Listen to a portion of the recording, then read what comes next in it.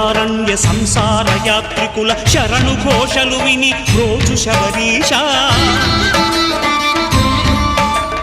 పాపాలు దోషాలు ప్రక్షాళనము చేయు పంపానదీ తీర ఎరుమే నివాస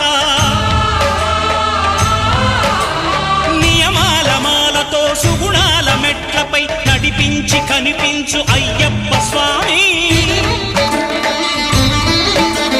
మకర సంక్రాంతి సజ్జోతివై అరుదెంచి మహిమలను చూపించు మణికంఠ స్వామి